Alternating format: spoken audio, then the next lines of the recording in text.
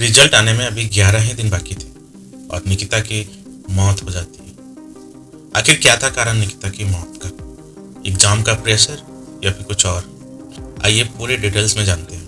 देश में हर साल हजारों बच्चे इन्हीं 11 दिनों में सबसे ज़्यादा डरे हुए रहते हैं कि ना जाने रिजल्ट कैसा आएगा, मम्मी पापा क्या बोलेंगे, हमारे दोस्त आगे निकल जाएंगे, रिश्तेदार हमारा मजाक उड़ाएंगे। ऐसा ही सवाल निकिता के मन में भी आ रहा था। रात के 2 बज रहे थे। टेबल पर किताबें बिखरी हुई थी, लेकिन निकिता पढ़ नहीं रही थी। घड़ी की सुइयां टिक टिक कर रही थी, मानो निकिता को यह एहसास दिला रही थी कि रिजल्ट आने वाला है। और फिर अचानक निकिता की तबीयत खराब हो जाती है। आनन फानन में उसे नज़दीकी हॉस्पिटल में लेकर जाया जाता है। इस छोटी सी उम्र में जहाँ निकिता को खेलना कूदना चाहिए था, हंसी ठिठोली करनी चाहिए थी, वहीं वो अस्पताल में अपनी जिंदगी की जंग लड़ रही थी। निकिता एक शांत और समझदार लड़की थी। उसके स्कूल के टीचर बताते हैं कि उसे पढ़ना बहुत पसंद था। वह स्कूल के बाकी दोस्तों के साथ भी अच्छे से ही रहती थी और इस बार उसके 12th के एग्जाम के समय उसे तेज बुखार भी थी। फीवर के हालत में भी वह एग्जाम देने जाती है और साथ ही उसके हौसले भी मजबूत थे। वो अपने घर वालों से कहती थी, बाबा मुझे पढ़ना है, मुझे एग्जाम में अच्छे नंबर लाने हैं, मुझे आगे की भी पढ़ाई करनी है। पर कहते हैं ना, क्या भरोसा जिंदगानी का, आदमी बुलबुला है पानी का। निकिता अपनी पूरी जान लगाकर इमरजेंसी वार्ड में अपनी जिंदगी की जंग लड़ती है और फिर कुछ दिनों बाद वो जंग हार जाती है। वो अपनी छोटी सी उम्र में जॉन्डिस, जिसे पीलिया रोग भी कहते हैं, उससे लड़ते लड़ते अपनी जिंदगी हार जाती है। अपने रिजल्ट के ठीक 11 दिन पहले कमरा वही था, किताबें वही थी, घड़ी भी टिक टिक कर रही थी, लेकिन इस बार निकिता नहीं थी। और फिर 11 दिन बाद निकिता का रिजल्ट आता है 93.8%, लगभग 94%। वो सिर्फ पास ही नहीं हुई थी, वो बाकी कईयों से आगे निकल चुकी थी। लेकिन विडंबना देखो, जिसके लिए वो रात भर जगकर संघर्ष करी थी, जिससे उसके सुनहरे सपनों को एक नई उड़ान मिलने वाली थी, वो उस पल को देख नहीं पाई। अपनी सबसे बड़ी जीत को वो महसूस नहीं कर पाई। ये कहानी यहीं खत्म नहीं होती दोस्तों। इस कहानी का एक और पहलू अभी बाकी है।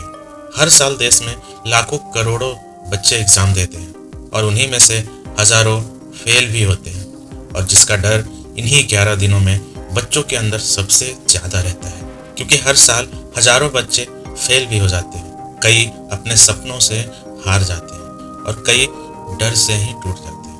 अब सवाल ये है, क्या फेल होना सच में इतना डरावना है, या हमने डर को इतना बड़ा बना दिया है? हमने डर को इतना बड़ा बना दिया है कि रिजल्ट के डर के आगे जिंदगी भी छोटी लगने लगती है। हर साल रिजल्ट बदलते हैं, नंबर बदलते हैं, लेकिन अगर जिंदगी ही ना बचे तो क्या फायदा इन नंबर्स का। याद रखना, निकिता चली गई बिना अपना रिजल्ट देखे, लेकिन जाते जाते निकिता ने एक एग्जाम्पल सेट कर दिया। उसने सबको यह एहसास करा दिया कि महज कागज पर छपे अंक कभी किसी की किस्मत तय नहीं करते। महज कागज का यह नंबर कभी किसी के होने का, किसी के खो जाने का एहसास नहीं करा सकते। हमारे देश में ऐसे ही कागज पर नंबर लाने के प्रेशर में न जाने कितने बच्चे अपनी सांस कुर्बान कर देते हैं, लेकिन उनके पेरेंट्स से कभी कोई जाकर यह सवाल नहीं करता कि कागज पर छपे अंक आपको आपके बच्चे से ज्यादा प्यारे थे, इतने प्यारे कि आपने अपने बच्चों का दर्द नहीं समझा, उनके होने के एहसास को नहीं समझ पाए।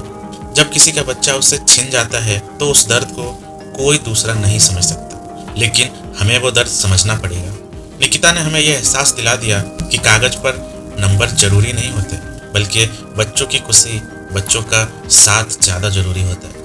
नंबर तो आते जाते रहेंगे, लेकिन गया हुआ बच्चा कभी वापस नहीं आता। धीरू भाई अंबानी आप सभी जानते होंगे, जिन्होंने पेट्रोल पंप पर काम करके अपनी करियर की शुरुआत करी और आज एक अपना साम्राज्य ही खड़ा कर दिया। रितेश अग्रवाल जो कॉलेज ड्रॉप आउट थे, आज एक बहुत बड़ी कंपनी ऑन करते हैं।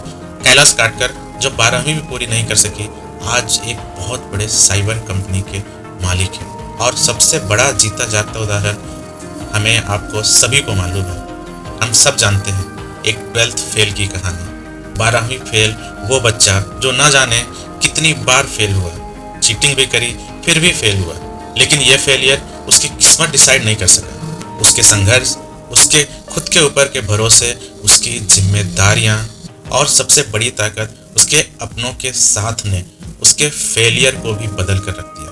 फेलियर से आईपीएस तक का सफर, इस कहानी को हम सभी जानते हैं। इन लोगों की सफलता कभी नंबर्स तय नहीं कर पाई, तो फिर हम अपने बच्चों की जिंदगी को क्यों कुछ नंबर्स में बांध कर रख देते हैं। याद रखना, सफलता की कोई उम्र नहीं होती, सफलता का कोई नंबर नहीं होता, और हर रिजल्ट से पहले जिंदगी का होना बहुत जरूरी है। निकिता के घर वालों के हाथ में निकिता का टॉप परसेंटेज है, लेकिन निकिता नहीं है।